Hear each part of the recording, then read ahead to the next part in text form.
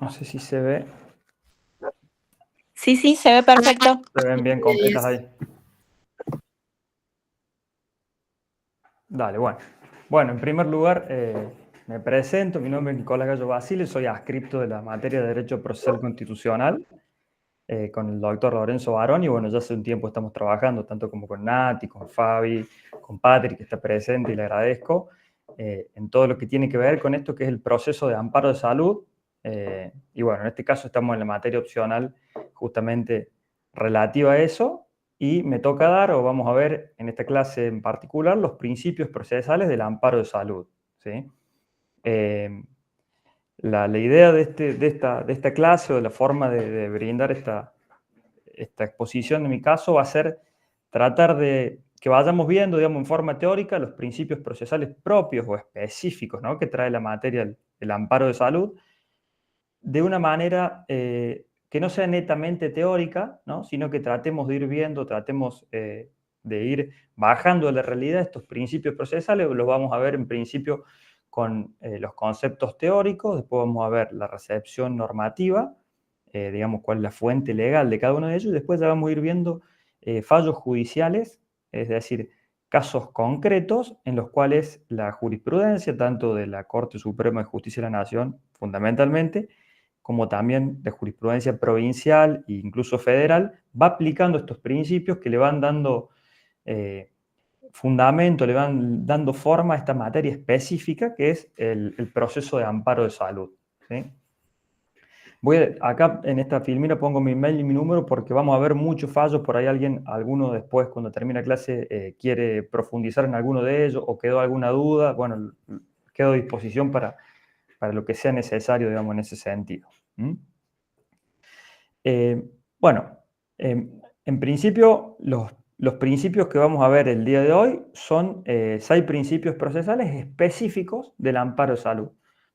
Por supuesto que acá hay un tronco común, es decir, el amparo de salud, por supuesto que comparte algunas notas con el amparo general, pero lo interesante, o la idea también, digamos, que tenemos, es de lograr ver estos principios específicos del amparo de salud, cómo se diferencian, ¿no?, del tronco común de lo que es un juicio civil o de lo que es un proceso, un juicio ordinario, y vemos que lo tenemos que pensar con otro fundamento, desde otra mirada, con otra perspectiva, justamente por eso, ¿no?, por la importancia que tiene o por lo tangencial o por cómo afecta el derecho a la vida. El derecho a la salud está íntimamente relacionado con este, ¿sí?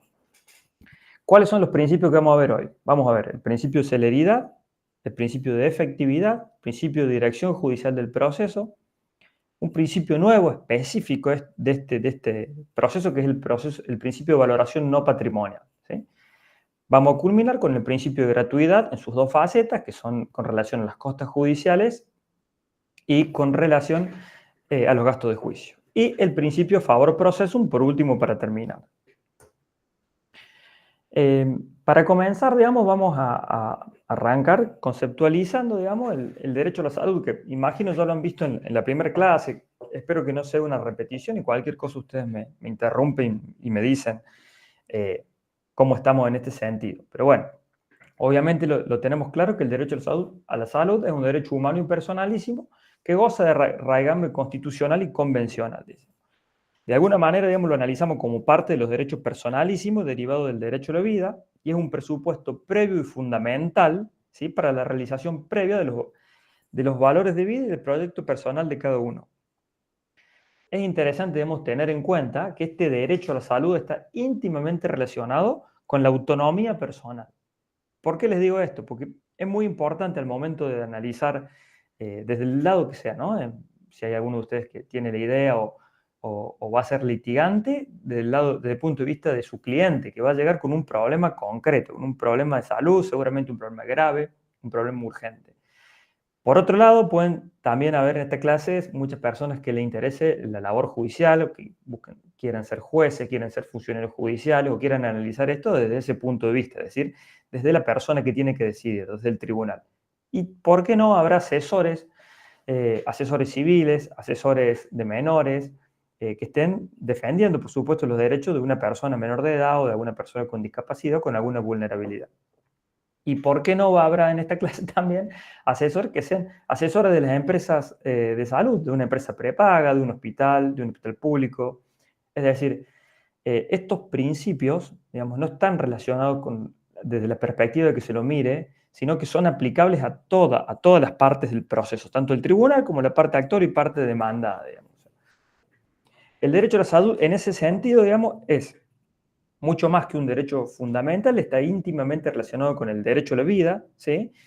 En un principio, antes de la incorporación o antes del gran cambio que tuvimos en la normativa constitucional, que es la última reforma constitucional del año 94, y fundamentalmente la incorporación de todos los tratados internacionales de derechos humanos, antes de ello, digamos que el derecho a la salud se decía que derivaba del derecho a la vida, por supuesto, y se encontraba reglamentado fundamentalmente o se lo encontraba como parte del artículo 33, es decir, los derechos no numerados en la Constitución Nacional. Se gozaba, de ahí surgió el derecho a la vida y desprendía el derecho a la salud. La Corte Suprema de Justicia, en oportunidad de mencionar o hablar sobre el derecho a la salud, dictó un fallo que es un fallo célebre que nos habla y nos dice, nos enseña cómo se conceptualiza el derecho a la salud, mencionando justamente esto que hablamos, ¿sí? El derecho a la salud está íntimamente relacionado con el derecho a la vida, es el primer derecho de la persona humana, resulta reconocido tanto por la Constitución, ¿por qué? Porque el hombre es el eje y centro de todo el sistema jurídico, y en tanto fin en sí mismo, más allá de su naturaleza trascendente, su persona es inviolable y constituye un valor fundamental. Esto me parece importante ver, respecto a los cuales los restantes valores tienen carácter siempre instrumental. ¿Por qué es importante esto, que los restantes valores tienen carácter instrumental? Porque ya vamos a ir viendo, a lo largo, digamos, de esta exposición, los distintos principios, que muchas veces la negativa o la ausencia de prestación por parte de la obra social tiene que ver con estos valores instrumentales, es decir, van a estar fundamentadas en diferentes cuestiones, por ejemplo, que no se cumplió la vía administrativa, por ejemplo, que tiene un alto coste, por ejemplo, que no se hizo en plazo correspondiente el reclamo ante la obra social. Todas distintas cuestiones que, si bien son válidas, digamos, no tienen en cuenta o no son vistas por la obra social o por el responsable, sea quien sea, justamente del derecho que se trata. Que estamos hablando de un derecho a la salud que nos tiene que quedar claro que es un derecho humano fundamental, ¿sí? Desde el cambio procesal, digamos, de alguna manera, que es la incorporación de los tratados internacionales de derechos humanos a nuestro bloque de constitucionalidad, ¿sí? Recuerden, sabemos que tenemos la Constitución Nacional en la misma magnitud, en la misma jerarquía que los tratados internacionales de derechos humanos en los términos del artículo 75, inciso 22 de la Constitución. Bueno, esto es muy importante y esto vino a ser un gran cambio en todo el derecho. Se habla de una constitucionalización del derecho, fundamentalmente también del derecho civil, ¿sí? Cuando hablamos de la acción de amparo como mecanismo de protección, bueno, nos vamos, digamos, acercando a esto que decimos, ¿sí? Ustedes, pensemos, ¿no?, desde el punto de vista de abogados litigantes, se van a encontrar frente a esta duda, se van a encontrar frente a un cliente que se presenta en su estudio y le manifiesta: tengo este problema de salud, tengo estas condiciones, necesito ya una solución. Justamente el derecho a la salud tiene esto, que va a estar muy relacionado con el principio de celeridad que ya vamos a ver, pero el derecho a la salud tiene mucha influencia justamente de la urgencia de la pretensión que tiene la persona que viene a solicitar. En ese sentido, digamos, tenemos que entender primero que el amparo se constituye como la vía procesal idónea justamente para dar respuesta a la vulneración, ¿sí?, del derecho a salud. Entonces, para ir avanzando, vamos a decir, ¿cómo está compuesto nuestro sistema de seguro de salud? No sé si alguien de la clase trabaja en sistema de salud o litiga al respecto o puede brindarnos alguna referencia respecto a eso. Si no, seguimos. Entonces, nuestro sistema es... No sé si alguien participaba, no sé, vamos a ver. Ahí. ¿Se ve completa la pantalla? Disculpa, ¿se ve completa la pantalla ahí? Sí, se ve completa la pantalla y nadie bárbaro. participó diciendo Nadie que era del... Dale, bueno, ahora. No, hablamos entonces, digamos, de cómo está compuesto nuestro sistema de seguro de salud, justamente para después ir viendo hacia adelante cómo se van aplicando los principios procesales en cada una de estos principios que vamos a ver. El sistema de salud argentino está compuesto por 3 patas fundamentales, ¿sí? Los hospitales públicos, por un lado, las obras sociales, por otro, y la medicina prepaga, por otro. Esos son los 3, digamos, actores que tenemos en nuestro sistema de seguro de salud.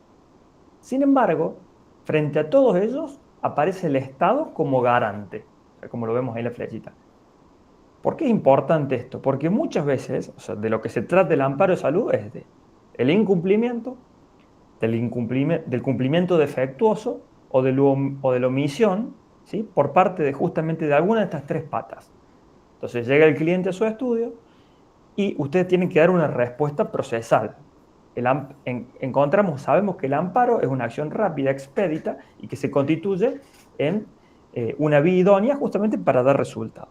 ¿Y por qué aparece el Estado? Bueno, justamente porque el Estado es garante de 2 cuestiones principales. Esto es importante que se lo acuerden.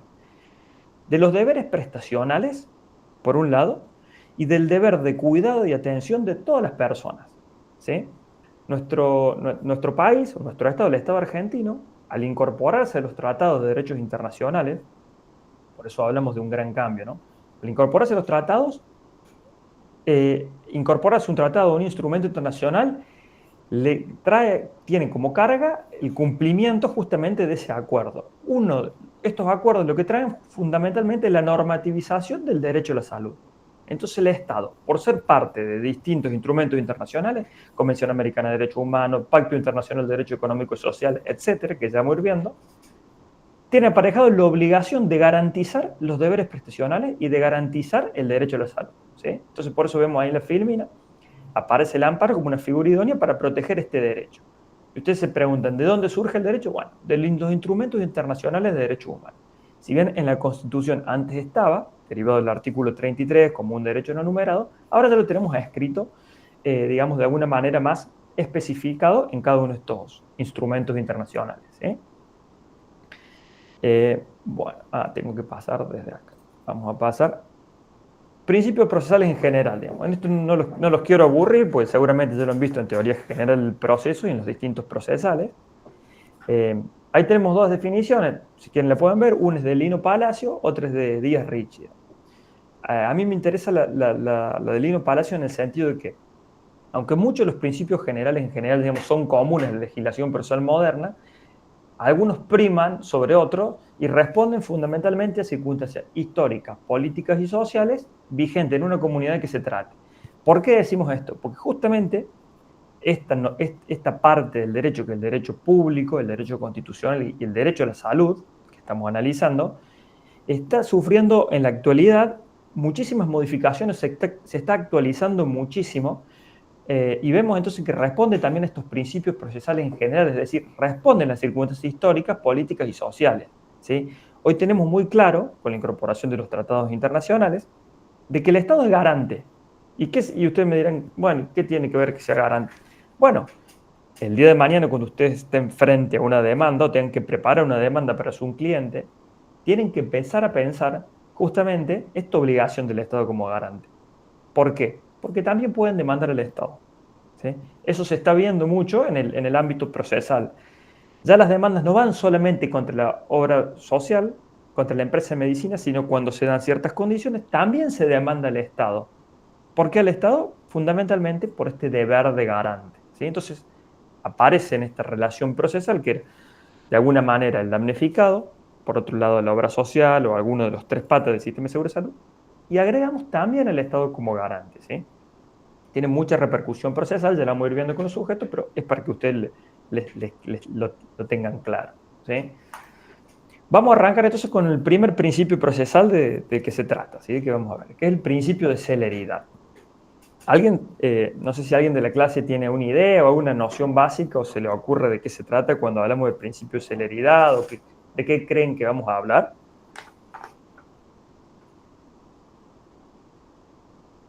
No hay postulantes para el principio de celeridad. Bueno, comenzamos, digamos. O sea, disculpe, que haya un proceso sin dilaciones indebidas, digamos, garantizando la eficiencia, digamos, que no sea un proceso en el cual las partes por la demora tienden a perder sus derechos. Excelente, Candela. Bueno, la verdad ya me estás quitando parte de la exposición. De Joaquín o Lara, el que quiera. Jeremías veo que dice, sí, una solución, un problema que es urgente. Exactamente, la urgencia me parece que es como la nota característica. Joaquín, te escuchamos. Claro, no, yo iba a agregar un poco más lo que agregaron los compañeros, que tenía que ser eficaz, digamos, y expedito, digamos, un poco más rápido a la hora de resolver la cuestión. Sería un poco más efectivo. Va por ese lado. Bueno, con relación a lo que dice Joaquín, me quedo con la parte que dice expedito, que es rápido. La parte de efectividad también es real, nada más que la vamos a ver en el principio siguiente, que es el principio de efectividad. Pero bueno, veo que digamos, tenemos toda una noción de lo que significa la celeridad. Digamos, está relacionado con la rapidez. Ahí veo que Lara nos habla de la economía procesal. Bueno, eso lo vamos a ver un poquito más adelante con otro de los principios. Cuando hablamos entonces de principio de celeridad, Quiroga Lavie, que es un doctrinario, nos habla que la acción sea rápida, digamos, en virtud de la legislación reglamentaria que se dicte. Cuando hablamos de legislación reglamentaria, para que ustedes entiendan, obviamente nosotros tenemos un derecho a la salud que está en el ámbito constitucional, ¿sí? La jerarquía constitucional del derecho a la salud.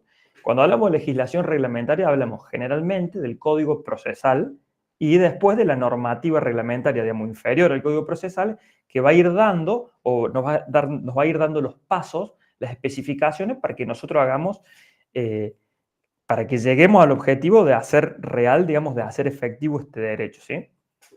Debe tramitar en tiempo útil, sin pérdida de tiempo, en relación al objetivo que tiene la tutela. ¿Cuál es el objetivo? El pleno ejercicio del derecho lesionado, restringido o amenazado.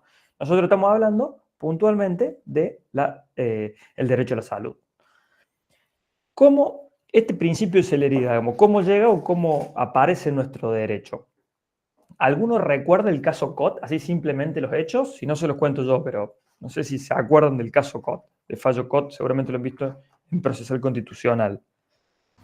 ¿Era el de la huelga? El de la huelga. Sí, ¿nos podés, te acordás más o menos cómo? No me acuerdo bien, la verdad, pero sí, tengo como digamos, un recuerdo de que se trataba de una persona, digamos, justamente que alegaba y necesitaba una acción, digamos, expedita rápida para poder, digamos, ejercer lo que era el derecho al libre comercio o al trabajo, digamos, porque los empleados suyos, no me acuerdo si era un diario, ¿puede ser?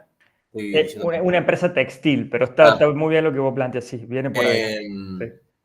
Y bueno, nada, justamente para poder, digamos, sin tener una respuesta definitiva a los reclamos de los trabajadores, poder, digamos, seguir ejerciendo el comercio o la industria. Está bien, Mateo. Bueno, veo que Jeremías también dice, tomaron la empresa, es lo que ustedes plantean, los hechos vienen de esa manera, digamos.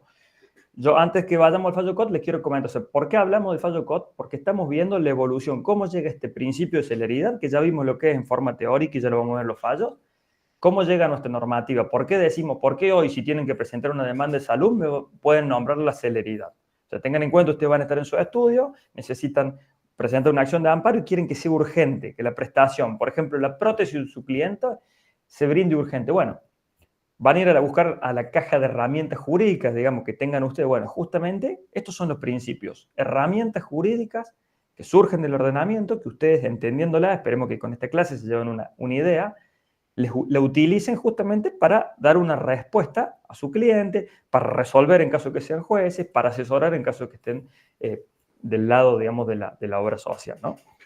El fallo COT, tal como nos decían los compañeros Mateo, Jeremías, COT SRL era una empresa textil que estaba ubicada en la provincia de Buenos Aires, ¿sí? Una fábrica textil de San Martín específicamente. Hubo un problema problema gremial, laboral, despidieron a muchos obreros, entonces los obreros al ser despedidos tomaron la fábrica, básicamente paralizaron completamente la producción y el trabajo de la fábrica. En el ámbito procesal, ¿qué hizo COT? Lo primero que hizo es, acuérdense, fíjense, estamos hablando del 58, no llegamos a la reforma, no tenemos el amparo tal cual está legislado en la actualidad en la Constitución. COT lo primero que hizo es presentó un habeas corpus. ¿Sí? Presentó un habeas corpus porque necesitaba urgente empezar a trabajar. La urgencia era, digamos, patente. Entonces, presentó un habeas corpus, los trabajadores no la desocuparon, digamos, la fábrica siguió tomada, pero la Cámara rechazó el habeas corpus de Cobb porque decía que no era vía idónea, y él paralelamente presentó un recurso de amparo, o sea, acción de amparo en realidad, técnicamente. ¿Por qué? Porque necesitaba la desocupación de la fábrica urgente. Bueno, en términos generales, obviamente llegó a la Cámara de Apelaciones, rechazó esto y llegó a la Corte Suprema. O la Corte Suprema le hizo lugar a esta acción de amparo y fíjense lo que dijo, que es lo que nos interesa en relación a este principio. Siempre que aparezca de modo claro y manifiesto la ilegitimidad de una restricción de cualquiera de los derechos esenciales, corresponderá a los jueces que se restablezcan de inmediato. O sea, eso es muy importante, la palabra de inmediato, porque en el año 58 ya hay una sentencia de la Corte Suprema que nos habla justamente que esta acción está para estos casos, en los que se necesita inmediatez, ¿sí? Siguiendo un poquito la evolución de cómo entra a nuestro derecho este principio, tenemos la ley 4915, que es la primera ley de amparo que se dicta en la provincia de Córdoba en el 67. Esta ley, si bien no legisló expresamente, digamos, el principio de celeridad, se entiende, o la doctrina, una vez que analiza esto, entiende que justamente toma o recepta el principio de celeridad. ¿Por qué? Por lo exiguo, lo chiquito y lo cortito que son los plazos del amparo. ¿Alguno sabe de acá, para darles un ejemplo nomás, cuánto es el plazo de una demanda ordinaria? O sea, si usted presenta una demanda en un juicio ordinario, juicio común, digamos, ¿cuánto tiempo tiene la parte demandada para contestarla? Viene su cliente, le trae la demanda, mira, doctor, me trajeron esta demanda, de locación, lo que sea. Bueno, 6 días. Obviamente que va a depender del... Sí, más o menos, está bien. Va a depender del código procesal que se trate, si es el ámbito federal o el ámbito provincial, pero el artículo 493 de nuestro Código Procesal Civil, ¿sí? en la provincia de Córdoba, Procesal Civil y Comercio, Procesal Civil, perdón, dice, se los leo yo para no hacerlos perder tiempo buscando. Comparecido el demandado firme la declaración de rebeldía, se declara traslado para contestar la demanda por 10 días. O sea, fíjense, en un juicio ordinario, el plazo para contestar una demanda son 10 días hábiles. ¿Sí? 10 días hábiles procesales. Bueno, la ley de amparo del año 1967 ya otorgaba al informe el artículo 8, que tiene la naturaleza jurídica de una contestación de demanda, o se viene a representar lo que es la contestación de demanda en el juicio ordinario, 3 días. Es decir, fíjense ustedes esa diferencia. En un juicio civil, un juicio común, yo tengo 10 días. ¿Sí? En un juicio de amparo, ya en el 67 tengo 3 días hábiles. Por eso, si bien el principio de celeridad ya no se encuentra expresamente regulado, ya vemos que la ley de amparo en el 67 daba plazos mucho más cortos, lo que nos permite inferir que existía o que ya este principio de celeridad iba tomando forma, ¿sí? Más adelante tenemos la Constitución del año 87, la Constitución de la provincia de Córdoba. Ahí se los pongo en rojo yo la parte interesante que nos interesa con relación a este principio, pero ¿qué dice? Siempre que no exista otra vía pronta y eficaz. O sea, en la Constitución de Córdoba, en el 87, ya hablamos de una vía pronta y eficaz. Es decir, el amparo ya es una vía pronta, de alguna manera decimos que ya está receptado constitucionalmente este principio de celeridad. Por último, llevamos la reforma constitucional del 94, ¿sí? La incorporación de los tratados de derechos humanos, y ustedes se acuerdan del artículo 43, ¿no? de la Constitución actual. Acción rápida y expedita de amparo, como me decía uno de los compañeros recién. De esta manera vemos cómo con la reforma constitucional este principio de celeridad ya ingresa a nuestro ordenamiento jurídico. Vamos al fallo, que quizá es lo más interesante. Ustedes quieren ver, bueno, esta celeridad que hablamos teóricamente, hablamos legalmente, cómo se ve en los casos concretos. Bueno, acá yo le traigo 2 fallos, así vamos a ir haciendo los distintos principios. Si ustedes después les interesan, me escriben un mail, me escriben por mensaje, lo ponemos en el aula virtual, ya vemos, y les paso el fallo completo para que lo lean detenidamente. Yo les voy a ir contando los hechos para no perder tiempo y después leemos entre todos la doctrina jurídica, que es la que surge. Corte Suprema de Justicia de la Nación, esto es un fallo del año 2016, fallo Yapura. ¿Quién era Yapura? Yapura era una mujer embarazada, ¿sí? De la provincia de Salta, una mujer que estaba embarazada, dio a luz a su 4.º hijo y una vez dar a luz a su 4.º hijo promovió una acción de amparo. Se le solicitó a la clínica un acto quirúrgico de ligadura de trompas. ¿Sí? Quería ligarse las trompas. ¿Por qué? Porque tanto ella como su marido se encontraban desempleados, ¿sí? No tenían un empleo fijo. El único ingreso que tenían era un plan que se llama Plan Jefes y Jefas de Hogar de aquel momento. Entonces, ella entendía que se encontraba vulnerado su derecho a la salud, su salud reproductiva, su autodeterminación, y para resguardar a su familia, ya que no tenía dinero suficiente, ni los medios, ni las condiciones para garantizar todos los derechos a sus 3 hijos, le pidió a la clínica pública que le haga una ligadura de trompas. ¿Qué dijo la clínica? Negativo. Yo sin una autorización judicial no te voy a dar a hacer ligadura de trompa. ¿Por qué será que la clínica dijo esto? Se preguntarán ustedes.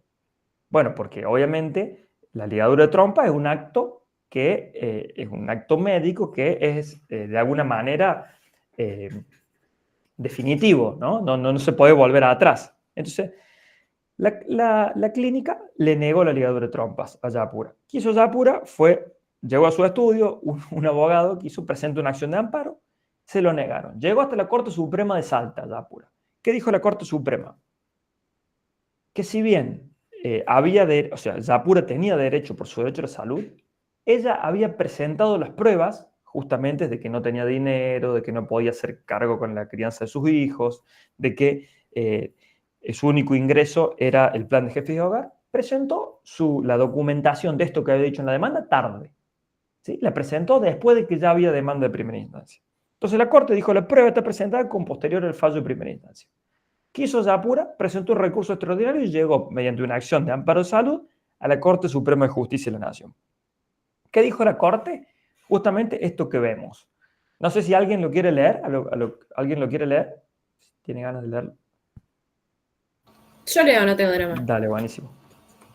Bueno, dice, incurrió en exceso ritual el sentenciador que omitió tratar cuestiones planteadas con fundamentos y pruebas suficientes relativas al derecho a la salud, autodeterminación y resguardo familiar, que exigían una rápida solución que se vio postergada a resueltas de un juicio posterior en el que solo se reiterarían diligencias ya cumplidas y que no examinó por la supuesta extemporaneidad de su incorporación, pero de las que tuvo conocimiento y por ende debió considerar cuando emitió su sentencia. Buenísimo, gracias Dolores. Fíjense lo que dijo la Corte en definitiva. La Corte Suprema de Salta le dijo, no, vaya a un juicio posterior, vaya a otro proceso, no venga con un amparo, porque el amparo es para vaya a otro proceso y demuestra ya que no tiene los medios, y después vemos. La Corte, ¿qué dijo en definitiva? El derecho, cuando está involucrado el derecho a la salud, digamos, los jueces no pueden remitirse a cuestiones formales.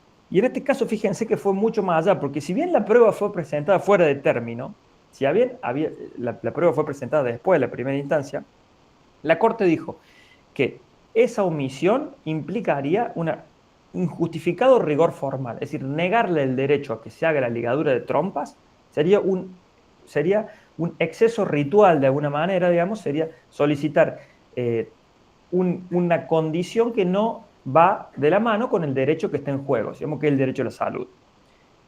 Es importante este caso de Yapura, ¿por qué?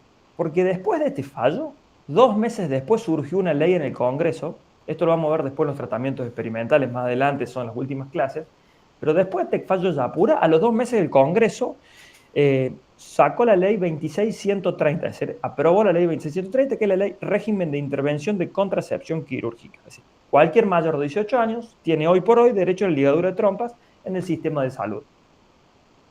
Es decir, fíjense cómo estas acciones de amparo, esta acción de amparo de salud, rompe de alguna manera, ¿no?, el molde y el canon que tenemos en el juicio ordinario. Ustedes, no sé si alguno de ustedes trabaja en estudio jurídico o en la justicia, pero quizás seguramente les choque mucho la prueba presentada después de la sentencia en primera instancia, ¿no? Quizás parece una locura jurídica.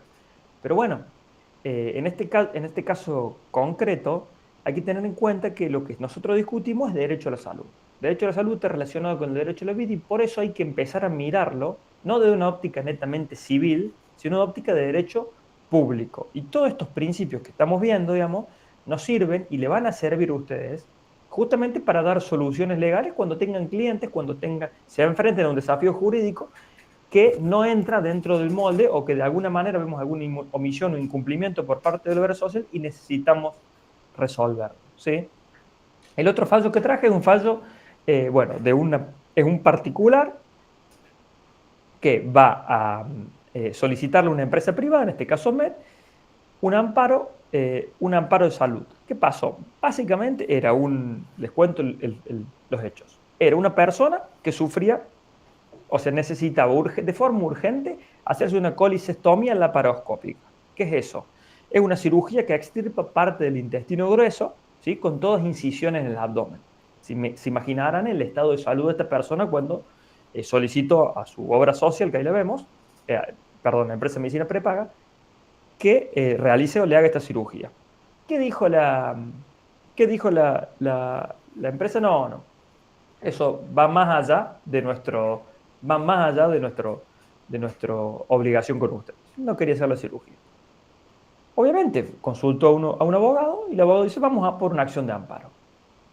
La persona se estaba atendiendo en Córdoba, ¿sí? Entonces, alguna de las constancias documentales que tenía era justamente la atención en Córdoba. Pensemos en un sanatorio X de Córdoba. Presentó el amparo de salud en el Juzgado Federal de Córdoba, pero era de Villa María ya. ¿Qué dijo el Juzgado Federal? No soy competente. El domicilio real, el DNI de esta persona dice que vive en Villa María. Yo no soy competente, que vaya y litigue en Villa María. Imagínense ustedes una persona que con ese estado de salud a que le mandan a litigar a Villa María justamente por el DNI, por el domicilio del DNI. Bueno, por supuesto. Va a Villa María y Villa María dice no, se está atendiendo en Córdoba, las distintas constancias de la causa dice que está yendo en Córdoba, hace un tiempo que está allá, alquila. Conflicto negativo de competencia. Recordarán ustedes cuando dos tribunales del mismo grado, en este caso teníamos Juzgado Federal 2 de Córdoba y Juzgado Federal de Villa María, dicen no soy competente, quien resuelve es el superior común, Cámara Federal de Apelaciones. Llegó a la Cámara y la Cámara, por supuesto, con un criterio haciendo hincapié en este principio de celeridad, dijo debe adoptarse una solución rápida, eficaz y facilitadora del acceso a la justicia. ¿Qué dijo? Está bien, el DNI, le explico en términos sencillos, el DNI dice que vive en Villa María, pero el consentimiento informado, que es lo que uno firma, es un derecho que tiene el paciente de que le expliquen cuál es el tratamiento. El consentimiento informado. Teníamos el contrato de alquiler, teníamos la carta documento y teníamos las constancias médicas que decían que él estaba viviendo en Córdoba, porque se estaba atendiendo en Córdoba durante este tiempo. ¿Quién fue competente? El Juzgado Federal de Córdoba. ¿Por qué? Por el principio de celeridad. Por la urgencia que requiere el caso, por lo rápido que debe ser esta acción, la acción de amparo de salud, urgente el Juzgado Federal se tiene que hacer competente de la causa. En estos dos fallos, entonces, en definitiva, vemos o tomamos conciencia cómo el principio de celeridad se hace patente en dos casos concretos, para que ustedes lo tengan en cuenta el día de mañana cuando tengan que enfrentarse a un desafío jurídico de este tipo, ¿no? Con esto culminamos con el principio de celeridad. No sé si tienen alguna duda al respecto, si no seguimos ya con con las audiencias de conciliación. Bueno, de esto vamos a ir rapidito para no perder mucho tiempo. ¿Alguno de ustedes conoce lo que es una audiencia de conciliación o ha participado o ha estado en alguna de ellas?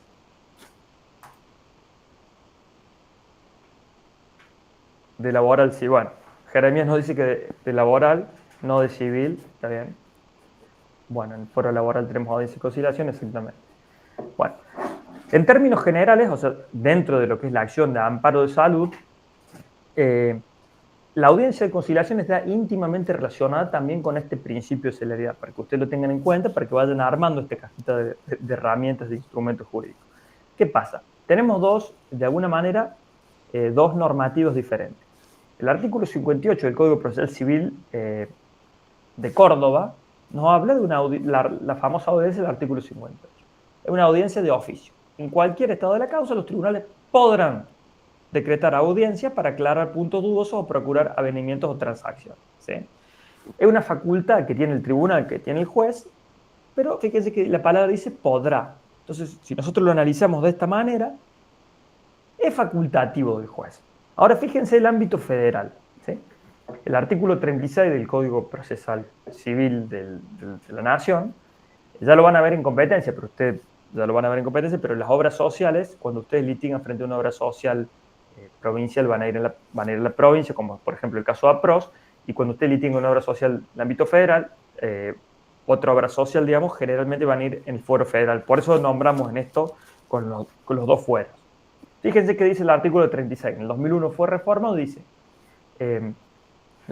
habla de las facultades instructorias del juez y dice que, aún sin requerimiento de parte, los jueces y los fiscales deberán, fíjense, inciso 1 y 2, intentar una conciliación total o parcial de conflicto o incidente procesal. Acá hago referencia entonces con la audiencia de conciliación. En el ámbito del derecho a salud y de la acción de amparo es muy importante, ustedes como abogados lo deben tener en cuenta y lo tienen que siempre tener muy, de alguna manera, incorporado, porque son audiencias. Ustedes, en el ámbito provincial, el juez está facultado, pero en el ámbito federal debe proponer esta audiencia de conciliación. Desde ya les digo, nosotros en el año 2023 hicimos un estudio cuantitativo con el grupo del doctor Barone. Casi el 76% de las causas se soluciona o de alguna manera llega a un acuerdo en la audiencia de conciliación. Y la audiencia de conciliación no es más que una expresión de este principio de celeridad. En amparo de salud tiene que ser rápido, la solución tiene que ser urgente, tiene que ser ya, ¿sí? Acuérdense entonces de las audiencias de conciliaciones como herramienta procesal, ¿sí? ¿Para qué? Para lograr acuerdos, para conciliar posiciones o para lograr entendimientos parciales, ¿sí? Quizás les toque como abogados una pretensión en la cual la obra social no quiere cumplir, supongamos una prótesis, ofrece X prótesis y ustedes van por otra prótesis mejor que pide su cliente, vamos a un caso concreto. Bueno, tengan en cuenta que por ahí pueden recurrir a la audiencia de conciliación, solicitarle al juez que solicite una audiencia, pedir la audiencia para acercar partes y que en base al principio de celeridad justamente se logre cumplir la prestación que ustedes están solicitando para que tenga éxito fundamentalmente el derecho de salud del paciente, ¿sí? Esto se incorpora dentro de las facultades instructorias y ordenatorias del juez. Esto en definitiva fue el principio de celeridad. No sé si tienen alguna duda, si no ya seguimos con el principio de efectividad. Disculpe, ¿el juez está presente? ¿No se te escucha, Matías? ¿El juez está presente en la audiencia? El juez debe estar presente, sí. Generalmente, digamos, la praxis judicial no siempre es de tal manera. Generalmente puede ser tomada por un funcionario que en definitiva puede ser prosecretario, el secretario, pero en términos generales sí debiera estar presente y por supuesto que va a firmar el acta definitiva, ¿sí? Eso va variando en la praxis judicial y según el caudal de trabajo que tenga cada tribunal, ¿sí? Pero sí, en principio sí debería estar presente. Gracias. Justamente, ya lo vamos a ver en los principios más adelante, pero el proceso constitucional tiene esto, que la facultad del juez, o sea, no es como el juez civil quizá que es un ajeno equidistante y ve lo que pide Juan, lo que pide Pedro y vemos. Yo no puedo decir nada. Bueno, la facultad introductoria es justamente esto. Esto es un proceso constitucional. Se discute derecho a la salud. Entonces, el juez tiene un deber, ¿sí? Por su función pública, de lograr justamente llegar a una resolución final, llegar a una sentencia, que se logre la sentencia, ¿sí? Principio de efectividad. ¿De qué hablamos? Bueno, ahí vemos una definición del doctor Vidar Campos, ¿sí? Básicamente, con relación a la efectividad o eficacia, vamos para ir un poquito más rápido, lo que busca es gozar un reconocimiento expreso del derecho a la protección judicial de los derechos fundamentales, del derecho a la salud en este caso. Este me parece, chicos, que es de alguna manera el principio de efectividad, le diría el principio más nombrado en toda la jurisprudencia de la Corte Suprema en relación al derecho a la salud, y por otro lado el principio que les puede ser de mayor utilidad a ustedes en el ámbito profesional, sea del lado que se encuentren de la barandilla. ¿Por qué? Porque justamente la palabra lo dice, la efectividad, la eficacia, es justamente que el derecho a la salud de la persona pueda encontrarse reconocido. Y no solamente en un papel, no solamente en una norma, sino de forma efectiva, ¿sí? Efectiva en el caso concreto. La persona necesita una prótesis, ¿sí? El menor necesita los medicamentos. Un paciente oncológico tiene cáncer de que se trate y necesita urgente la medicación. Bueno, principio de efectividad lo van a ver muy relacionado en el caso de las medidas cautelares, ¿sí? Obviamente usted cuando presente una demanda de amparo, no me quiero adelantar, pero la cautelar es muy importante porque ustedes piden ya que se cumpla esa medida cautelar. Después seguimos discutiendo a lo largo del amparo, pero ya necesita la medicación, ya la prótesis, ya con urgencia la cirugía, ¿sí? ¿Qué relación tiene? Bueno, relación íntima con la tutela judicial efectiva, ¿sí? Cuando hablamos de tutela judicial efectiva, en términos generales hablamos de que este derecho a la salud obtenga reconocimiento no solo en lo normativo, sino también en su práctica o en su devenir jurisdiccional, ¿sí? Vamos a pasar a la tutela judicial efectiva. Bueno, no me voy a detener acá para no repetir ni leerle lo que dice Figuerelo Burries, ellos lo van a tener en el material, pero para que ustedes tengan en cuenta de dónde surge o cuál es la base de la norma, ¿sí?, de esta tutela judicial efectiva. Bueno, tenemos la Declaración Universal de Derechos Humanos, el Pacto Internacional de Derechos Culturales, Civiles y Políticos y la Convención Americana de Derechos Humanos. De ahí surge, digamos, esta tutela judicial efectiva para que ustedes sepan cuál es el instrumento internacional que lo tiene, ¿sí? Seguimos. Fallos judiciales que receptan el principio de efectividad, ¿sí? Vamos a ver cómo este principio de efectividad se ve en el caso concreto. Corte Suprema de Justicia de la Nación, Instituto Médico Antártico. ¿Qué pasó acá? El Instituto Médico Antártica era una clínica, un sanatorio que quebró, ¿sí? Quebró. ¿Qué pasó?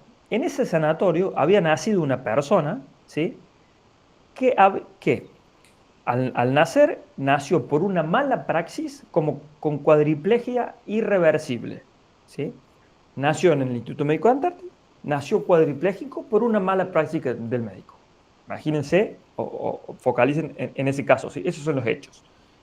Entonces, por supuesto, los padres en representación del niño se hicieron presentes en la justicia mediante una acción de amparo y fueron justamente a pedir una indemnización por mala praxis.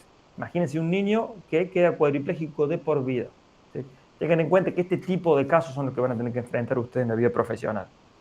Y es importante que tengan en cuenta estos principios. O sea, la efectividad, la importancia que tiene este derecho a la salud debe ser efectivo, debe hacerse patente, verse en el caso concreto, no solamente que quede en una norma, ¿sí?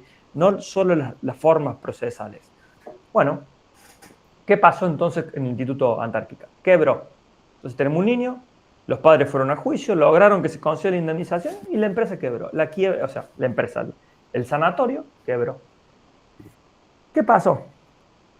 Ustedes, no sé si, creo que la mayoría ya ha cursado obligaciones. Rápidamente existe un sistema de privilegios. Cuando no alcanza el dinero, no alcanza el patrimonio de una firma, de una institución para cubrir, ¿sí?, a los acreedores, hay un régimen de privilegio por lo cual se van pagando en ese orden legal que dice primero el Estado, los privilegios laborales, por último los quirógrafos. ¿Cuál era el problema acá?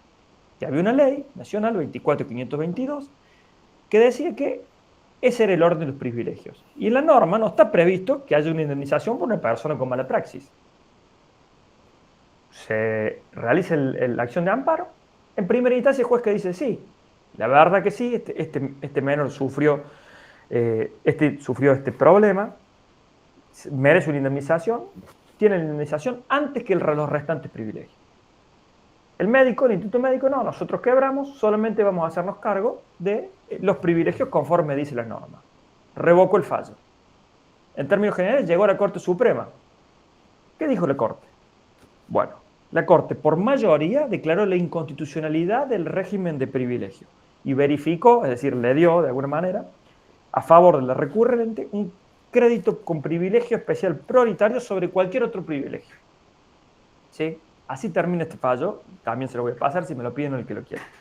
Es decir, ese es el holding del caso que, no sé si alguno lo quiere leer, me parece que me interesa la segunda parte, el segundo párrafo, si alguno tiene ganas de leerlo.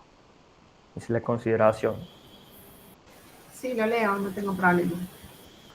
La Gracias, María. consideración primordial del interés del niño viene tanto a orientar como condicionar la decisión de los magistrados llamados al juzgamiento de casos que los involucran, proporcionando un parámetro objetivo que permite resolver las cuestiones en las que están comprendidos los menores, debiendo atenderse primordialmente a aquella solución que les resulte de mayor beneficio.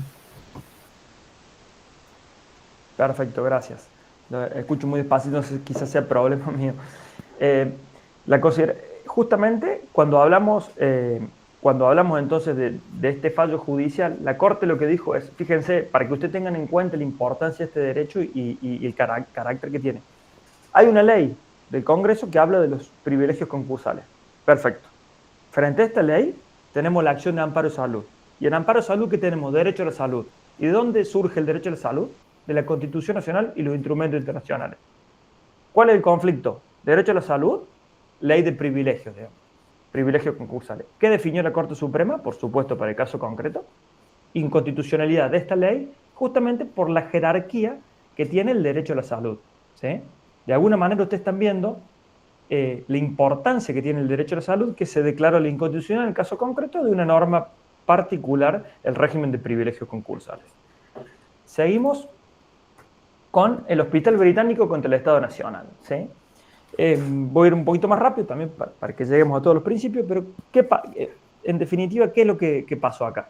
El Hospital Británico condenó, o sea, demandó al Estado Nacional. ¿Por qué razón? El Estado Nacional sacó la ley 20, o sea, el Congreso determinó la ley 24754 que le obligaba a realizar cobertura obligatoria de drogadicción y HIV a las obras sociales y a las empresas de medicina prepaga. ¿Sí? Es decir, si vos ibas a un hospital público podrías tener, o sea, tenías cubiertas las prestaciones por HIV y drogadicción.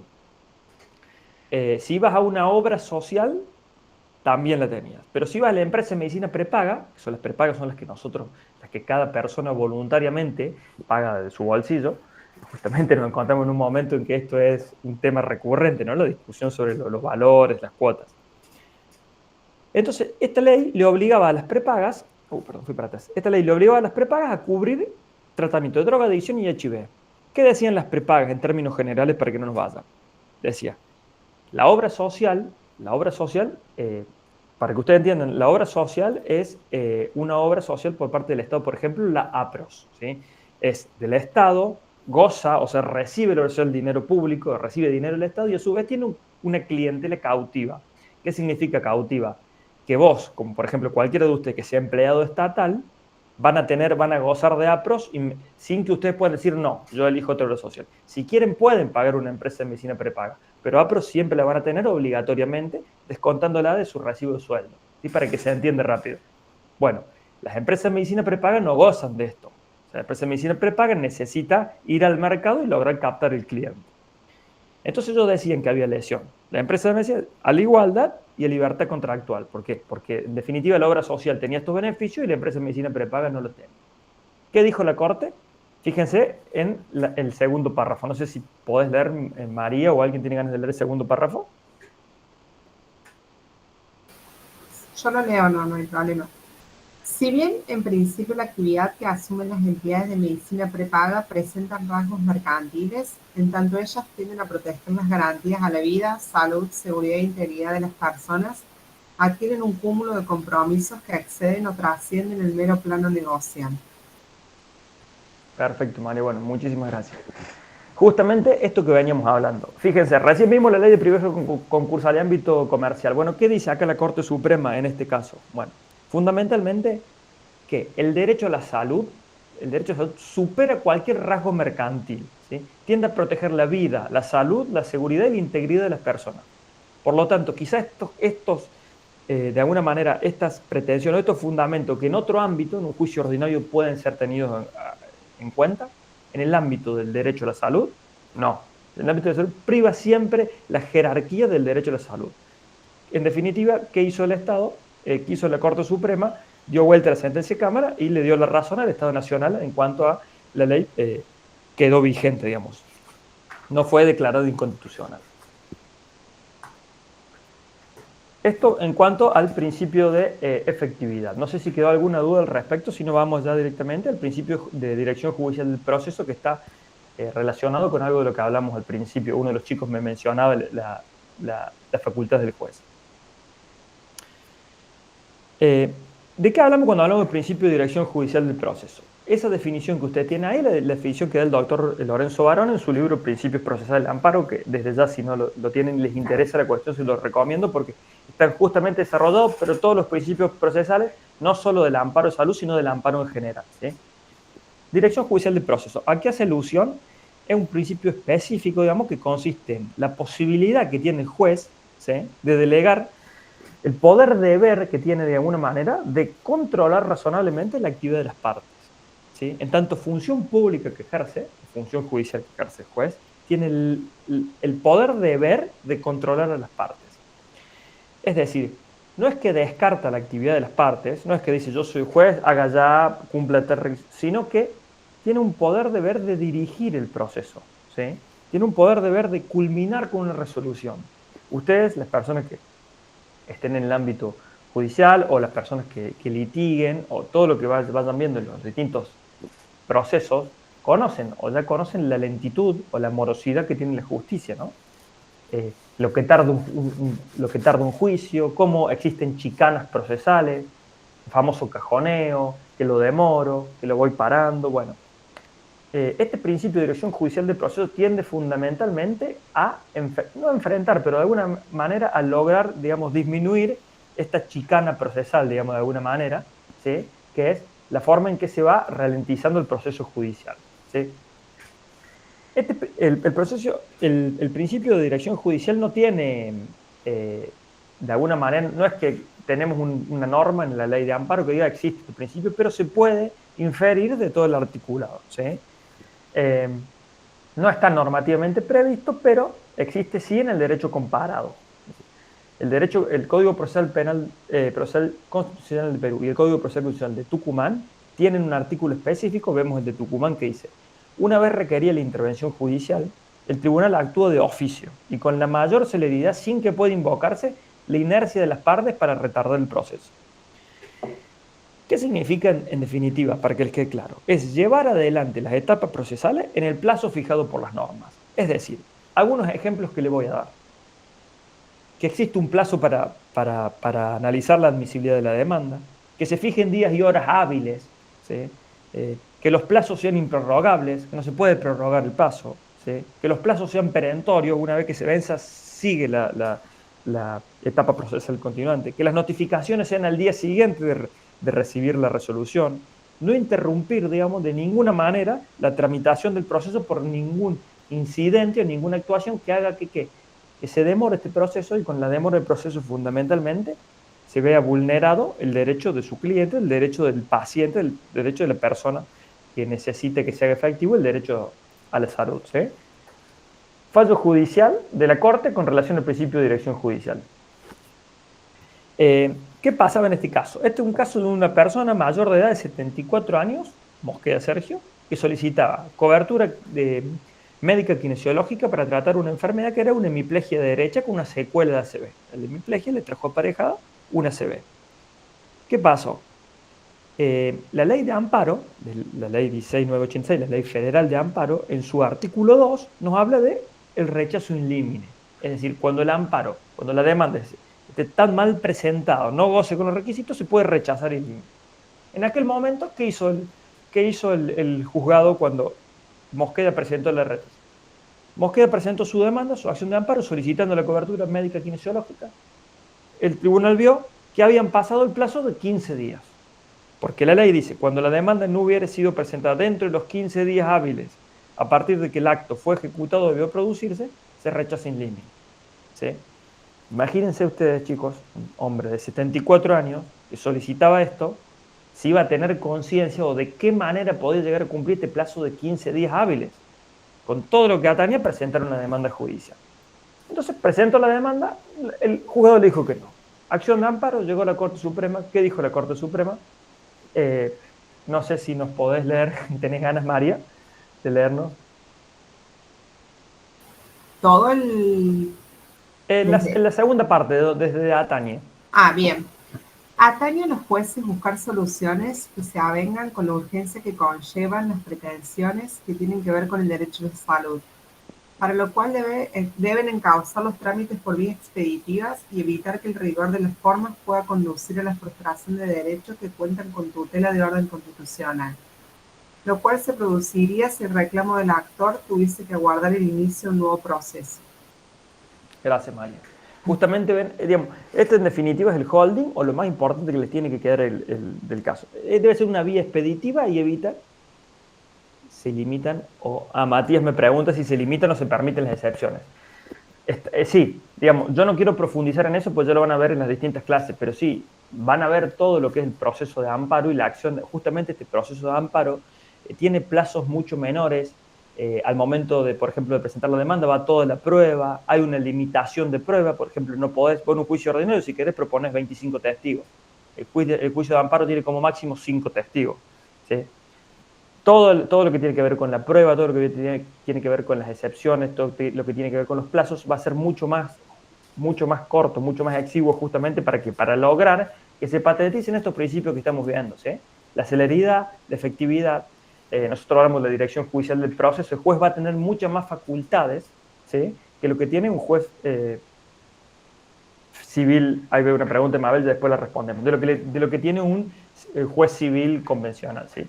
Si bien ahora, seguramente ustedes tengan en cuenta que existe un proceso civil oral por audiencias, se están viendo que el juez civil va teniendo mayores facultades.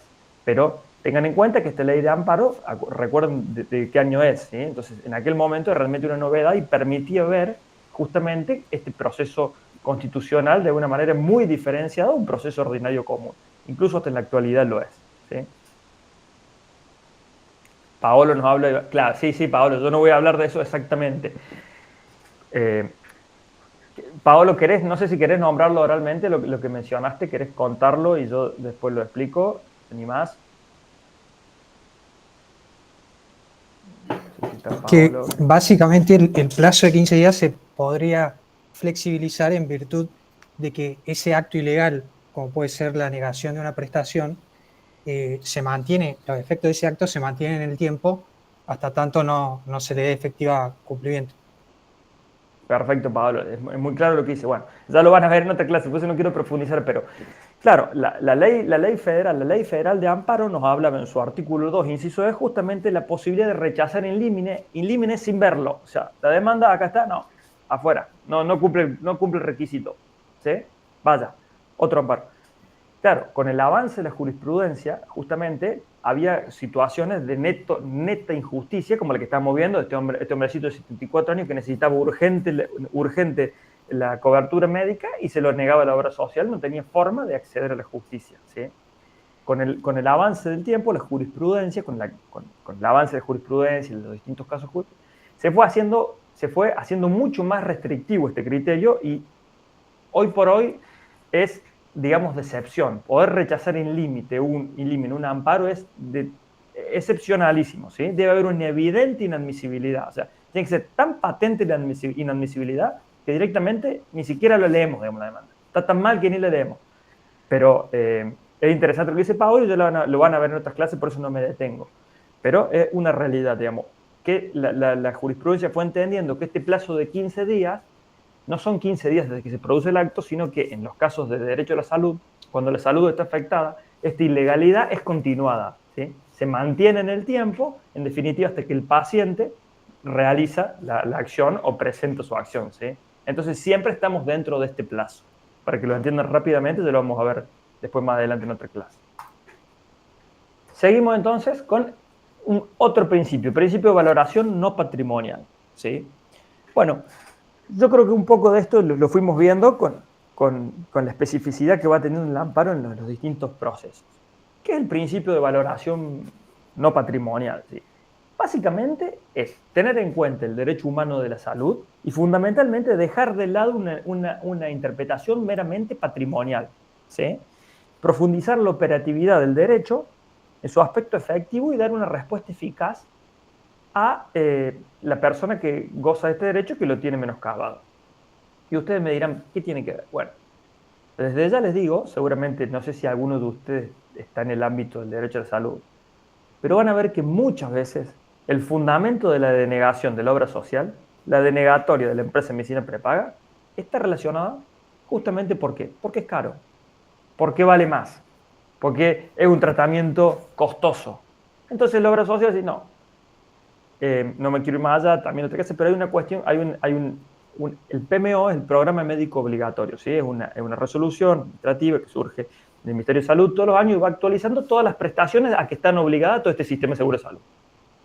Muchas veces, ¿qué va a decir la obra social? No, yo solamente PMO, nada más.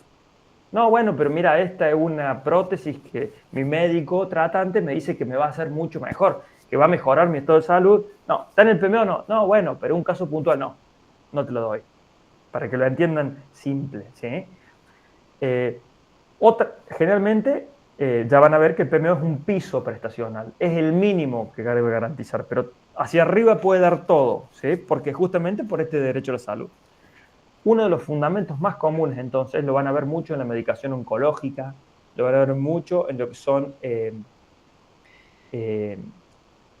por ejemplo, cierto tipo de cánceres específicos, lo van a ver mucho en lo que son la fibrosis quística, es decir, medicación que de alguna manera es muy cara y muchas veces son tratamientos experimentales y que no está probado que son seguros. Bueno, son carísimos, valen cientos de miles de dólares, algunos hasta $1.000.000. ¿Se puede o no se puede? ¿Está obligado o no obligado? Bueno, justamente esa es la cuestión y con relación a estos principios, ustedes van a tener herramientas para solicitar mediante una acción de amparo que se cumpla el derecho a la salud justificando el por qué lo están pidiendo, ¿sí? ¿Por qué? Porque existe un principio de valoración no patrimonial. En el ámbito del derecho a la salud no podemos analizar en base a si la obra social le parece caro o le parece barato. Porque es un criterio mercantilista, es un criterio de alguna manera civilista que está por debajo de la jerarquía de la Constitución, por debajo de lo que es el derecho a la salud y los instrumentos internacionales, ¿me entienden?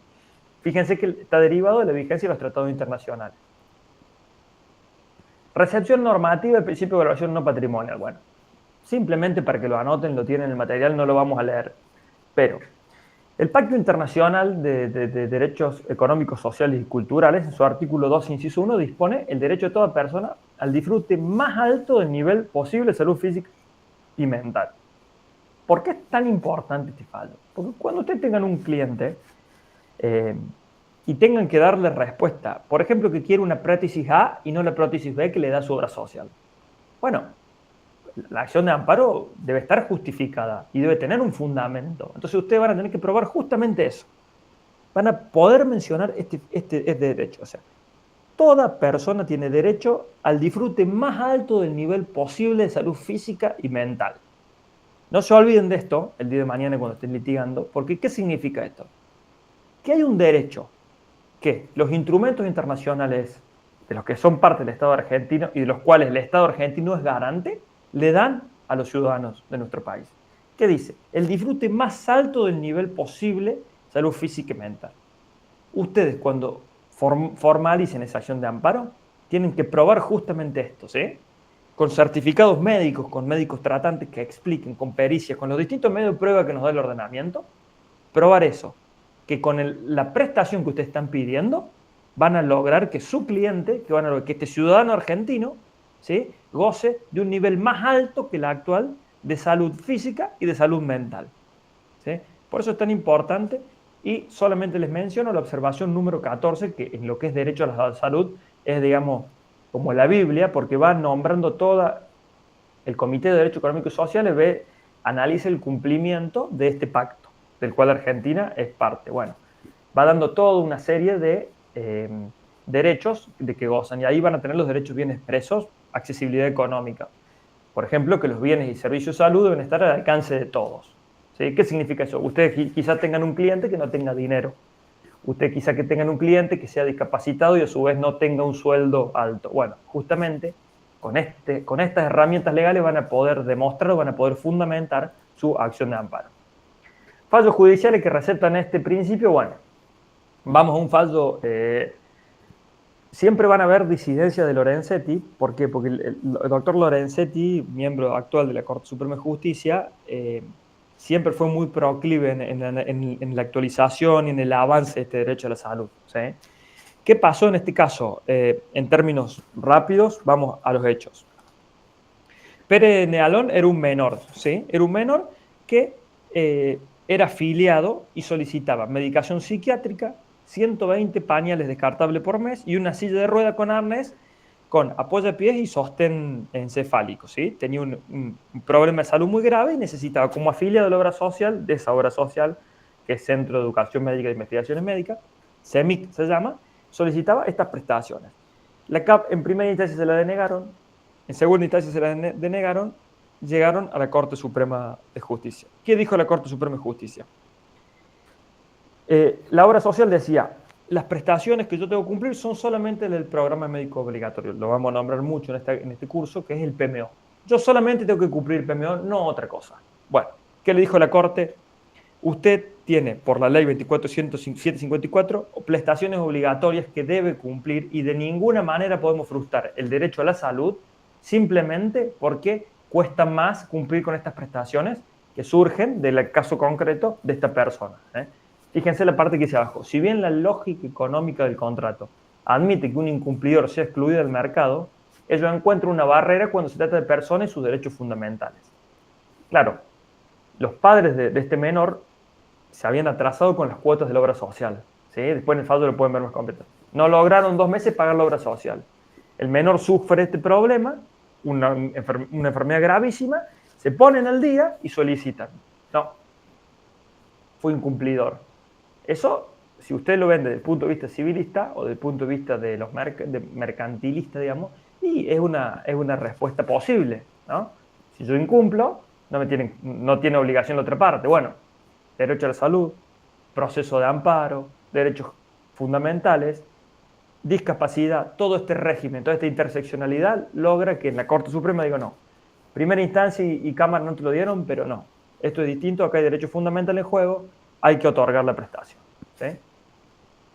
No sé si hay alguna duda respecto a esto, después lo vamos a ver en